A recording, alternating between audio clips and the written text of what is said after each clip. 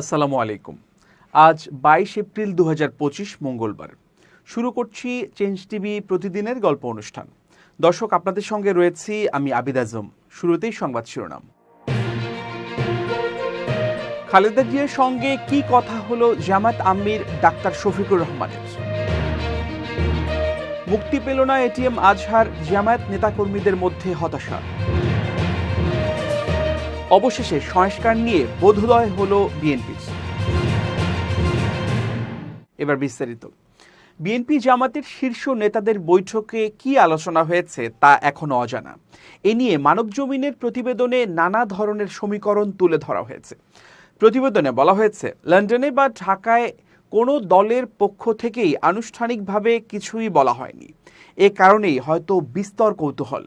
দু দলের মধ্যে যে দূরত্ব বেড়েছিল তার কি কিছুটা অবসান হয়েছে? কেন দূরত্ব তৈরি হলো? কারা এর জন্য দায়ী? তা নিয়ে দু দলের নেতারা আলোচনা করেছেন, খুঁজেছেন উত্তর।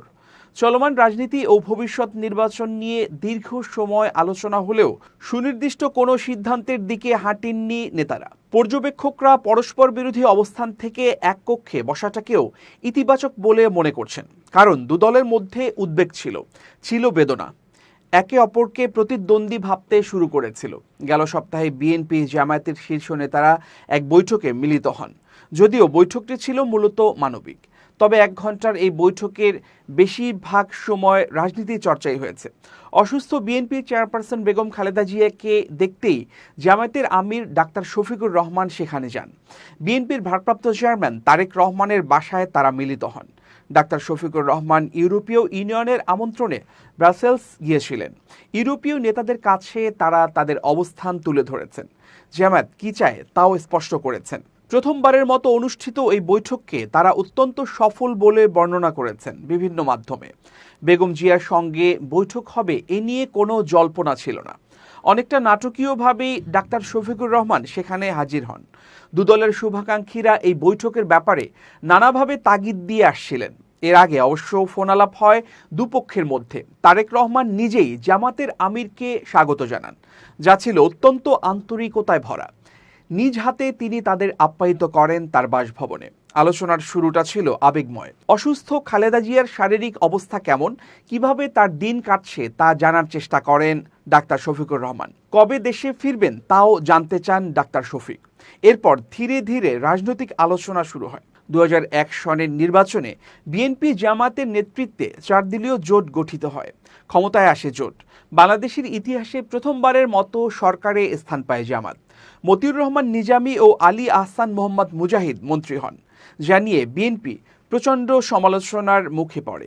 1-11-এর আগ পর্যন্ত তাদের মধ্যে সৌহার্দ্যপূর্ণ সম্পর্কই ছিল বহাল। এরপর থেকে দূরত্ব বাড়তে থাকে। বেগম জিয়া যান কারাগারে মিথ্যা মামলায় জামাত নেতাদের ফাঁসি কার্যকর হয়। জাতীয় আন্তর্জাতিক নানা খেলায় দু দলের ঐক্যে ফাটল ধরে। অনেকটা প্রকাশ্যেই একে অপরকে দোষারোপ করতে থাকেন। সুযোগ নেয় ফ্যাসিস্ট আওয়ামী লীগ সরকার। লন্ডন বৈঠকে বেগম জিয়া খুব কম সময় কথা বলেছেন, তবে তার কথাবার্তার মধ্যে ঐক্যের সুর ছিল। তারেক রহমান আলোচনা এগিয়ে নিয়েছেন। ডাক্তার শফিকুর রহমান বার কয়েক বলেছেন, কোথা থেকে কি হলো জানি না, কিন্তু আমাদের তরফে ঐক্য ভাঙার কোনো চেষ্টা ছিল না। বিএনপির নেতাদের বক্তৃতা বিবৃতি পর্যালোচনা করলেই এর জবাব খুঁজে পাওয়া যাবে। তারেক রহমান তার অবস্থান খোলাসা করেন, বলেন এত বড় পার্টির কোথায় কোন নেতা কি বলেছেন তা মনিটর করা সম্ভব নয়, কিন্তু দলের কোনো সিদ্ধান্ত ছিল না আমি যতটুকু জানি। তখন বেগম জিয়া অত্যন্ত স্বল্প কথায় বিএনপি জামাত ঐক্যের পটভূমি বর্ণনা করেন, যাতে বৈঠকের পরিবেশ অন্যদিকে মোড় নেয়। এরপর ডাক্তার শফিক আলোচনার প্রসঙ্গ পাল্টে চলমান রাজনীতির দিকে আলোকপাত করেন। ঘোলা পানিতে মাছ শিকারে একটি বাইরের শক্তি নানা ষড়যন্ত্র করছে তা নিয়েও তারা আলোচনা করেন এবং তারা একমত হন। কবে নির্বাচন হতে পারে তা নিয়ে বেশ কিছু সময় আলোচনা হয়। নির্বাচনের সময়সীমা নিয়ে দু দলের অবস্থান কাছাকাছি নয়, বিপরীতমুখী। দু দলের মধ্যে দূরত্ব কমাতে কিছু করণীয় নিয়েও কথাবার্তা হয় তাদের মধ্যে। আরও ধৈর্য, আরও সংযমের উপর জোর দেন নেতারা। ঢাকায় একটি সূত্র নিশ্চিত করেছে, ভবিষ্যতে দু দলের সম্পর্কে ফাটল ধরে এমন কোনো কাজকে প্রশ্রয় দেবেন না কেউই। সেই বিষয়েও তারা এক অলিখিত সিদ্ধান্তে পৌঁছান। জাতীয় নাগরিক পার্টি এনসিপির দক্ষিণাঞ্চলীয় সমন্বয়ক হাসনাত আব্দুল্লাহ বলেছেন, বেহাত বিপ্লবের মূল্য অনেক চড়া। জীবন দিয়ে সে মূল্য যেন বাংলাদেশকে না দিতে হয় সেই ব্যবস্থা করা জরুরি।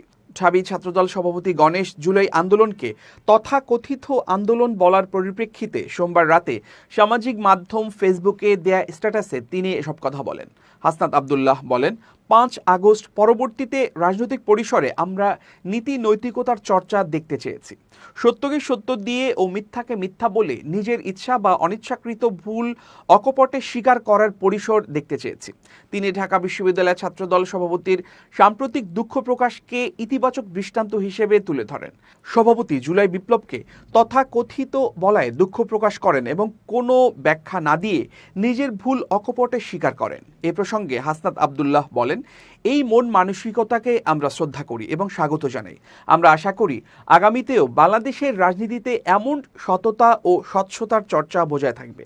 তবে তিনি দুঃখ প্রকাশ করে বলেন, বিপ্লবের মাসগুলো পেরিয়ে গেলেও এখনো পর্যন্ত নেই কোনো সরকারিভাবে ঘোষণা কিংবা সাংবিধানিক বাধ্যবাধকতা। এই নীরবতা বিপ্লবের পেছনের লক্ষ কোটি সাধারণ মানুষের আত্মত্যাগকে তাচ্ছিল্য করার শামিল বলেও মন্তব্য করেন তিনি। আন্তর্জাতিক উদাহরণ তুলে ধরে হাসনাত আব্দুল্লাহ জানান, তিউনিশিয়ার জেসমিন বিপ্লব, বলিভিয়ার ডেমোক্রেটিক ও কালচারাল বিপ্লব এবং নেপালের গণ আন্দোলনের পর সেসব দেশের সংবিধানে বিপ্লবের কথা সরাসরি স্বীকৃতি দিয়ে লেখা হয়েছে। তিনি আরও বলেন, এহেন শত সহস্র উদাহরণ এই পৃথিবীতে রয়েছে যেখানে একটি বিপ্লবকে সংবিধানের মাধ্যমে জাস্টিফাই এবং রেটিফাই করা হয়েছে, যাতে কেউ কোনোদিন জনতার বিপ্লবকে অপমান, তাচ্ছিল্য কিংবা ছোট করার সাহস না পায়। এটাই নিয়ম, এটাই স্বাভাবিকতা। শেষে হুঁশিয়ারি করে হাসনাত আব্দুল্লাহ বলেন, যত দ্রুত সম্ভব জুলাই বিপ্লবকে সাংবিধানিকভাবে বাধ্যবাধকতার মধ্যে না আনলে হৃদয়ে রক্তক্ষরণ হওয়ার মতো বক্তব্য হয়তো সামনে আরও শুনতে হবে। জামাত নেতা এটিএম আজহারুল ইসলামের মুক্তির দেরিতে হয় জামাত হতাশ না হলেও বিস্মিত ও ব্যথিত হয়েছে বলে মন্তব্য করেছেন দলের সেক্রেটারি জেনারেল অধ্যাপক মিয়া গোলাম পরওয়ার।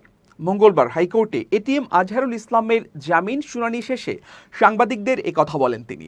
পরওয়ার বলেন, 5 আগস্টে সরকার পরিবর্তনের পর যারা আওয়ামী ফ্যাসিবাদের হাতে মজলুম ছিল, যেভাবে আটক ছিল, অন্যায় বিচারে যাদেরকে ফাঁসি দেয়া হয়েছে, গুম করা হয়েছে, শাস্তি দেয়া হয়েছে, প্রায় সকলেই কিন্তু মুক্তি পেয়ে গেছে। কিন্তু আমাদের মজলুম জননেতা এটিএম আজহারুল ইসলামের বিরুদ্ধে আনিত যে সমস্ত মিথ্যা অভিযোগ, তার কোনো একটি অভিযোগে আজহারুলের সম্পর্ক নেই, যেটা আদালতের মাধ্যমে আইনজীবীরা প্রমাণ করতে সক্ষম হয়েছে। এরপরও 8 মাস অতিবাহিত হলেও এখনও তিনি জামিন পাননি। তিনি বলেন, আজহারুলের জামিন না হওয়ায় সারা দেশে আমাদের নেতা কর্মী, লাখো কোটি শুভাকাঙ্ক্ষী যারা ন্যায় বিচারের পক্ষে, তারা ব্যথিত হয়েছেন।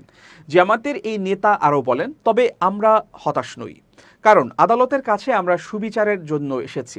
আমরা আশা করি আদালত আমাদের সুবিচার করবেন। আমাদের সম্মানিত আইনজীবীদের কাছে আমরা ধৈর্য ধরব। আমরা আদালতের নিয়মের প্রতি শ্রদ্ধাশীল। তিনি আরও বলেন, আমরা হতাশ না হলেও ব্যথিত হয়েছি। এতদিন পরেও তার জামিন না হয় এই দায় আমাদের সবার। অবশেষে বোধোদয় হলো বিএনপির। জনগণের পালস বুঝে এবার তারা সিদ্ধান্ত নিতে যাচ্ছে। জাতীয় ঐকমত্য কমিশনের সঙ্গে তাড়াহুড়ো করে আলোচনা শেষ করতে চায় না বিএনপি। দলটি মনে করে এটা রাষ্ট্রের বিষয়, রিপাবলিকের বিষয়, তাই তাড়াহুড়ো করে আলোচনা শেষ করতে চায় না। মঙ্গলবার জাতীয় সংসদ ভবনের এলডি হলে জাতীয় ঐকমত্য কমিশনের সঙ্গে তৃতীয় দিনের মতো বিএনপির প্রতিনিধি দলের বৈঠকে দলটির স্থায়ী কমিটির সদস্য ও প্রতিনিধি দলের প্রধান সালাউদ্দিন আহমেদ সূচনা বক্তব্যে এসব কথা বলেন। সালাউদ্দিন আহমেদ বলেন, আমরা আলোচনাটি দ্রুততার সঙ্গে চাচ্ছি না, এই জন্য যে এটা রাষ্ট্রের বিষয়, রিপাবলিকের বিষয়, এটা সংবিধানের বিষয়, তাড়াহুড়োর কোনো বিষয় নয়। যে সমস্ত সিদ্ধান্ত জাতীয় ঐকমত্য কমিশনে গৃহীত হলে বৃহত্তর কনসাস সৃষ্টি করতে পারব, যা জাতীয় জীবনে মহান ভূমিকা রাখবে। সুতরাং একটু সময় বেশি নিলেও বিস্তারিত রিপোর্টের উপর বিস্তারিত আলোচনা করছি। স্প্রেডশিট নিয়ে আলোচনা হয়নি উল্লেখ করে তিনি আরও বলেন, জাতীয় ঐকমত্য কমিশনের প্রদত্ত স্প্রেডশিট নিয়ে আমরা আলোচনা করি নাই। এটা নিয়ে অনেক ধোঁয়াশা সৃষ্টি হয়েছে, যেটা ওনারা আলোচনা করতে আগ্রহী হয়নি, আমরা মোটেও আগ্রহী হইনি। আমরা বিস্তারিত রিপোর্টের ওপর দফা ওয়ারি আলোচনা করছি, যা আজকেই আলোচনা শেষ করতে চাই। বিএনপি বিচার বিভাগের সম্পূর্ণ স্বাধীনতা বিশ্বাসী উল্লেখ করে তিনি আরও বলেন, সুপ্রিম কোর্টের একটা সচিবালয় গঠন করার জন্য সুপারিশ করা হয়েছিল, এটা সহ বিচার বিভাগের সম্পূর্ণ স্বাধীনতায় আমরা অঙ্গীকারাবদ্ধ। তবে আমি বিচার বিভাগের সকল উদ্যোগকে আইনানুগ ও সাংবিধানিক হয় সে আহ্বান জানাবো। তৃতীয় দিনের আলোচনার বিষয় তুলে ধরে তিনি আরও বলেন, আমরা বিচার বিভাগ, জনপ্রশাসন, দুর্নীতি দমন কমিশন ও নির্বাচন কমিশনের বিষয় নিয়ে আলাপ করে আলোচনা শেষ করতে পারব।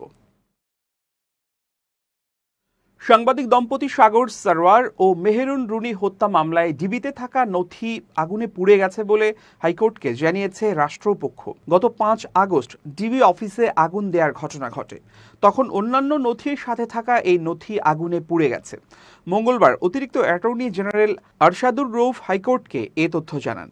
আরশাদুর রউফ হাইকোর্টকে জানান, সাগর রুনি হত্যা মামলার তদন্তের অগ্রগতি হচ্ছে। আমরা চেষ্টা করে যাচ্ছি মামলার তদন্ত শেষ করতে, কিন্তু আরও কিছু সময় প্রয়োজন।